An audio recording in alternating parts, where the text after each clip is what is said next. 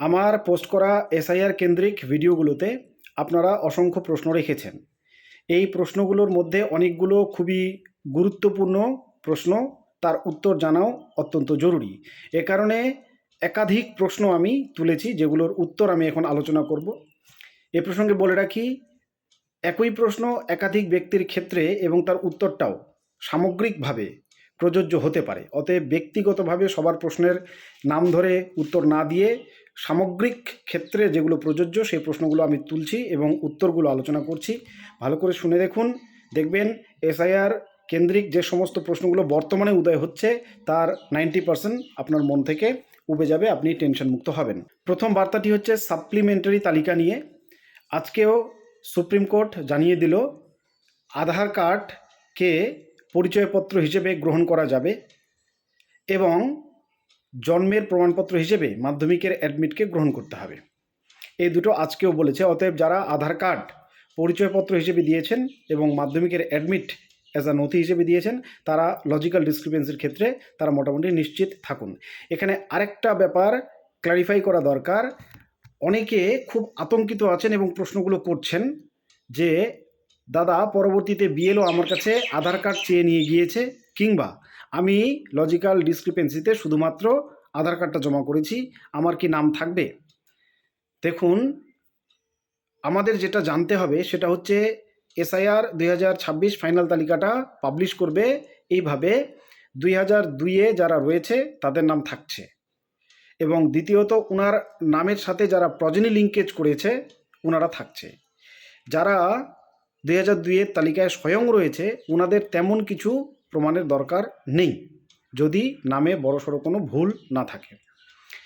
কিন্তু যারা 2002-এ নেই, প্রজেনি লিঙ্কেজ করিয়েছেন বাবা মা ঠাকুরদা ঠাম্মা দাদু দিদাকে 2000 তালিকা থেকে 2002-এর তালিকা থেকে, ওনাদের ক্ষেত্রে আর 12টার মধ্যে একটি নথি না দিলেও চলবে। আপনাকে শুধু আপনার পরিচয়পত্র দিতে হবে, যে পরিচয়পত্রে আপনি যাকে লিঙ্কেজ করেছেন তার নামটা থাকলেই যথেষ্ট। এ কারণে আপনার বাবা অথবা মা ঠাকুরদা ঠাম্মা দাদু দিদাকে যদি আপনি দেখিয়ে থাকেন লিঙ্কেজ, এটা যদি সত্য হয়, তাহলে আপনার আধার কার্ডটাই যথেষ্ট লজিক্যাল ডিসক্রিপেন্সির প্রমাণপত্র হিসেবে। যারা আধার কার্ডকে সাবমিট করে টেনশনে রয়েছেন, টেনশন মুক্ত হয়ে যান। এটা হচ্ছে সুপ্রিম কোর্টের মন্তব্য অনুযায়ী পরিচয়পত্র হিসেবে বৈধ নথি। আপনাকে শুধু লিঙ্কেজটা প্রমাণ করতে হবে 2002-এর সাথে। সেটা যদি প্রমাণ হয়ে যায় তাহলে আপনার পরিচয়পত্র যে কোনো একটা দিলেই যথেষ্ট। যারা দিয়েছেন আর প্রশ্ন করবেন না, যে কোনো পরিচয়পত্র সেটাই যথেষ্ট। সেখানে যদি আপনার লিঙ্কড ব্যক্তির নামটার উল্লেখ পাওয়া যায়, কিংবা আপনি হয়তো আধার কার্ড দিয়েছেন এবং লিঙ্কড ব্যক্তির নামটা প্রমাণ করার জন্য অন্য ডকুমেন্টস দিয়েছেন, সেক্ষেত্রেও ঠিক আছে, আর এটা নিয়ে কোনো প্রশ্ন হবে না, এটা চলবে। পরের প্রশ্নটা সন্দেহজনকভাবে করেছে একজন, বলেছে এই যে জুডিশিয়াল জজ সাহেবরা বর্তমানে এসআইআর শুনানি করবে, ওনাদের দেওয়া তালিকাকে অগ্রাহ্য করে যদি ইসিআই কোনো নাম বাদ দেয় তাহলে কি হবে? বলছি, যাদের মনে এরকম সন্দেহ দেখা দিয়েছে ওনারা নিশ্চিত থাকুন, জুডিশিয়াল জজ সাহেবরা যে তালিকা তৈরি করবে সেটাকে অগ্রাহ্য করে ইসিআই তালিকা পাবলিশ করবে, তাহলে এই যে এসআইআর 2026 গোটার তালিকাটাই প্রশ্নের চিহ্নের মুখে পড়ে যাবে। কেন? কারণ আমি যদি বৈধ নাগরিক হয়ে থাকি, আমার যদি ডকুমেন্টস থেকে থাকে এবং আমার নাম যদি তালিকা থেকে বাদ যায়, একাধিক যদি এরকম প্রমাণ আসা শুরু করে, তাহলে কেসগুলো 100% সুপ্রিম কোর্টে আবার যাবে এবং সুপ্রিম কোর্ট এই এসআইআর 2026-কে নিয়ে বিশাল বড় প্রশ্ন খাড়া করে দেবে। অতএব এই অহেতুক প্রশ্নগুলোকে মনে প্রশ্রয় দেবেন না, এরকম হওয়ার সম্ভাবনা যথেষ্টই কম। পরের অত্যন্ত কমন প্রশ্ন, প্রত্যেক দিন অন্তত 50 জন মানুষ এই প্রশ্নটা আমাকে করেন যে দাদা, আমি এই ডকুমেন্টস দিয়েছি, আমার লজিক্যাল ডিসক্রিপেন্সিতে নাম এসেছিল, কিংবা আমার নামে কোনো নোটিশ আসেনি, কিংবা আমার ফ্যামিলিতে কারোই নাম আসেনি, কিংবা 6 জন প্রজেনি লিঙ্কেজের প্রবলেমের জন্য নোটিশ এসেছিল, শুনানি করেছি, এই ডকুমেন্টস দিয়েছি, আমার নাম থাকবে তো? এইভাবে আমাকে মানুষে জিজ্ঞেস করছেন। দেখুন, আমি ব্যক্তিগতভাবে আপনার নাম থাকবে কি থাকবে না সেটা বলতে চাই না, বলতে পারিও না। আপনি যদি আমার মুখে শুনে শুধু মানসিক শান্তি পান তাহলে আমি বলে দিচ্ছি আপনাকে থাকবে, কিন্তু আমার কথার উপর বেস করে তো আপনার নাম থাকা এবং না থাকাটা ডিপেন্ড করে না, একদমই ডিপেন্ড করে না, আমার কথার উপরে ডিপেন্ড করে।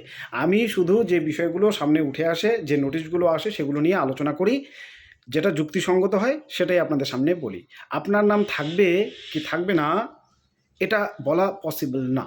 আমি যে আলোচনাগুলো করছি সেই আলোচনা থেকে আপনাকে বুঝে নিতে হবে যে আপনার নাম কি করলে থাকবে এবং কি করলে থাকবে না।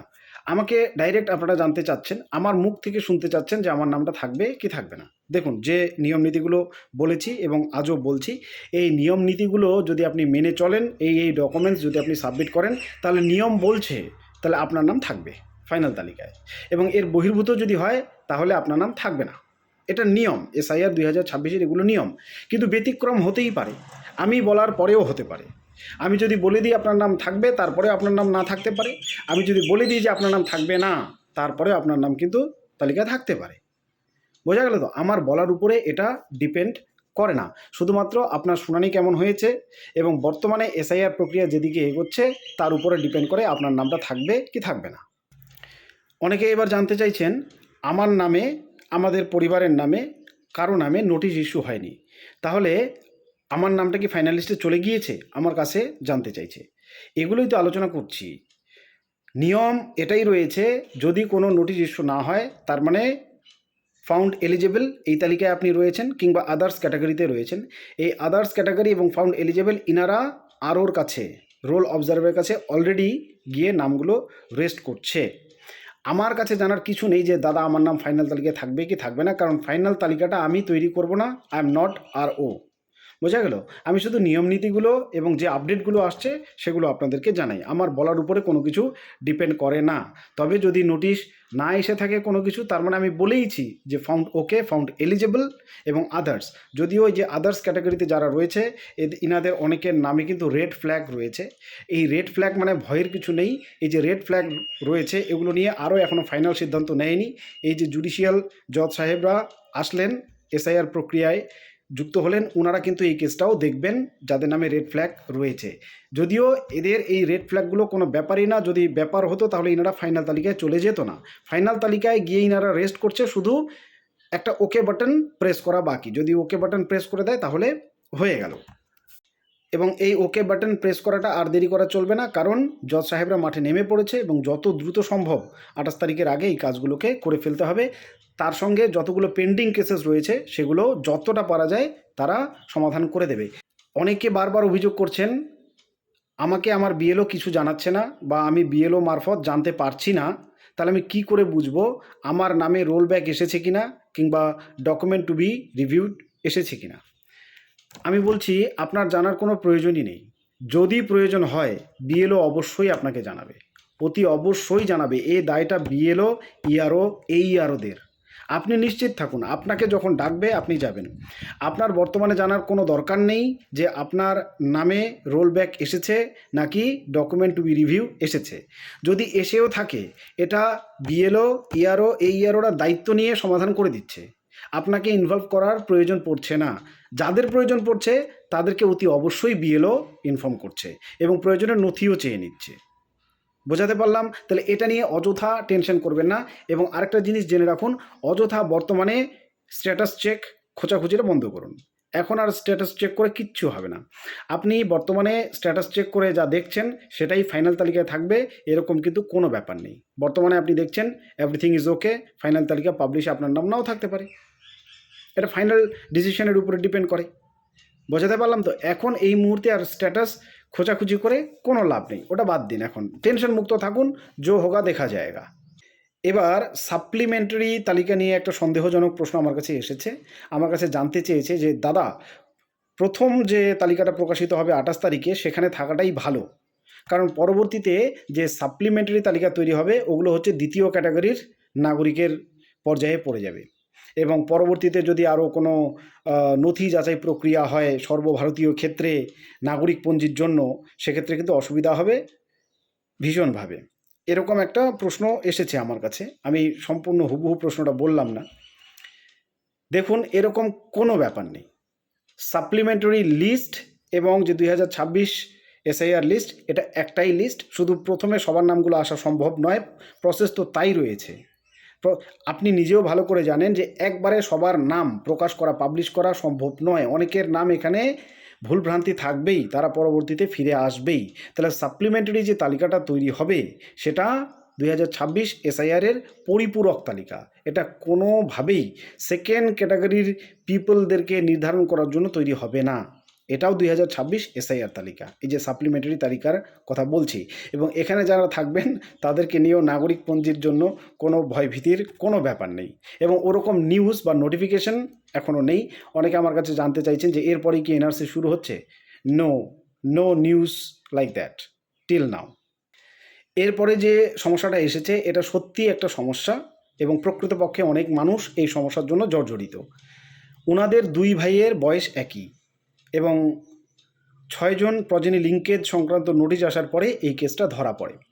দুই ভাইয়ের বস্তুতপক্ষে বয়সের ডিফারেন্স 6 বছর, কিন্তু জন্মের প্রমাণপত্র তো নেই।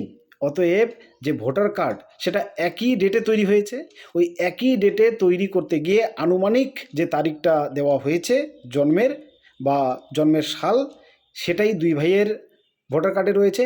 এখন সেই অনুপাতে 6 বছর এজ গ্যাপ থাকা সত্ত্বেও দুই ভাইয়ের জন্ম তারিখ একই। এটা নিয়ে এখন আতঙ্কে আছেন যে তাহলে কি আমার নাম বাদ যাবে ফাইনাল তালিকা থেকে। প্রথমত দেখুন, এটা আপনাদের ভুল নয়। ডিওবি 1 এটা বলা যাবে না ভোটার কার্ড দেখে। কেন? কারণ ভোটার কার্ডকে বার্থ প্রুফ হিসেবে গ্রহণ করা হয় না। বার্থ প্রুফ হচ্ছে বার্থ সার্টিফিকেট। মাধ্যমিকের যে অ্যাডমিট কার্ডকে বার্থ প্রুফ হিসেবে সুপ্রিম কোর্ট গ্রহণ করতে বলেছে, সেটাও হচ্ছে বার্থ প্রুফ বা বার্থ সার্টিফিকেট। এগুলো হচ্ছে বার্থ প্রুফ। আপনার যে আইডেন্টিটি কার্ড রয়েছে, ভোটার আইডেন্টিটি কার্ড, সেটা আপনার আইডেন্টিটি প্রুফ, আপনার পরিচয়পত্র, আপনার জন্মের পরিচয়পত্র নয়। বোঝা গেল? তাহলে এই কারণে লজিক্যাল ডিসক্রিপেন্সিতে যে ক্যাটাগরিতে আপনার নাম এসে থাকুক, নাম বাদ যাওয়ার সম্ভাবনা যথেষ্ট কম। যদি যায়ও, পরবর্তীতে আপনাকে আটকাতে পারবে না। ওই ভোটার কার্ডকে দুই ভাইয়ের বয়স একই প্রমাণ করা যাবে না ভোটার কার্ড দেখে, যে ভোটার কার্ডে দুইজনের বয়স একই রয়েছে অতএব দুইজন একই ডেটে জন্ম, এটা প্রমাণ হয় না। কারণ ভোটার কার্ডটা জন্মের নথি হিসেবে গ্রহণ করা হয় না। অনেকের প্রশ্ন, লজিক্যাল ডিসক্রিপেন্সির হিয়ারিং করেছি, Aadhaar card, PAN card, ration card বা মাধ্যমিকের অ্যাডমিট কার্ড দিয়েছি, আমার নাম থাকবে তো? এই আলোচনাগুলো আমি ইতিমধ্যে করে দিয়েছি যে যদি আপনি লিঙ্কেজটা ঠিকমতো স্থাপন করতে পারেন, লিঙ্কড পার্সন যদি অথেন্টিক হয় এবং আপনার যে কোনো একটা ডকুমেন্ট, আপনার সাধারণ একটা পরিচয়পত্র হলেও এক্ষেত্রে এ সমস্যার সমাধান হয়ে যাবে। লজিক্যাল ডিসক্রিপেন্সির যে কেসগুলো, যাদের নাম 2002-এ নেই, ওনারা যাদেরকে লিঙ্কেজ করিয়েছেন সেই লিঙ্কেজটা প্রমাণ করা জরুরি। এবং লিঙ্কড পার্সনদের সাথে আপনার যে সম্পর্ক, সেই সম্পর্কটা শুধু প্রমাণ করতে হবে। সেটা যে কোনো ডকুমেন্টস দিয়েই হতে পারে, তাহলে আপনি আধার দিলেও হবে। এটা নিয়ে একদম টেনশন মুক্ত থাকুন। এবার আলোচনা শেষ করছি। শেষের আগে আরেকটু জানিয়ে দিচ্ছি, এর পরবর্তীতে কেউ যদি ফাইনাল তালিকায় স্থান না পায়, ওনারা যথারীতি যে ডিইও, সিইও এবং আইনের দ্বারস্থ সেটা হতেই পারবেন। আইনের দ্বারস্থ বা হাইকোর্টে রিট পিটিশন দাখিল করতে পারবেন আপনারা 90 দিনের মধ্যে। এর জন্য যে বয়ানের কথা আমি বলেছিলাম, এই বয়ান আপনার বিভিন্ন নথির উপরে মেরিট ডিপেন্ড করে, অর্থাৎ আপনার যে কেস, সেই কেসের উপর ডিপেন্ড করে আপনার কি কি নথি রয়েছে, তার উপরে আপনার কেসের মেরিটটা ডিপেন্ড করে। তো এই কারণে বয়ানটা আমার পক্ষে বলে দেওয়া সম্ভব নয়, কারণ বিভিন্ন মানুষের যেমন বিভিন্ন রকম নথি সমস্যা, তেমনি তাদের কেসের মেরিটটাও আলাদা আলাদা হওয়ার সম্ভাবনা রয়েছে। এ কারণে আপনি যখন রিট পিটিশনটা দাখিল করবেন, আপনাকে কোনো না কোনো উকিলের মারফত সেই রিট পিটিশন দাখিল করতে হবে। সেই উকিলই আপনাকে বয়ানটা বলে দেবে এবং উনি সবচাইতে ভালো বুঝবেন যে আপনার কেসের যে নথিগুলো রয়েছে সেই নথিগুলোর উপর ডিপেন্ড করে মেরিট কি দাঁড়াচ্ছে। অতএব এটা নিয়েও আতঙ্কিত হওয়ার কিছু নেই। আইনের দরজা সবসময় খোলা রয়েছে, শুধু স্ট্রং মানসিকতা রাখতে হবে। যদি নাম ছাড়া পড়ে, তালিকায় ফিরে আসার খাঁটি ভারতীয় যদি হয়ে থাকেন, চিন্তার কিছু নেই। আমি আবারও বলছি, নাম বাদ পড়লেও চিন্তার কিছু নেই, ফিরে আসার রাস্তা রয়েছে। ভালো থাকবেন, সুস্থ থাকবেন। জয় হিন্দ।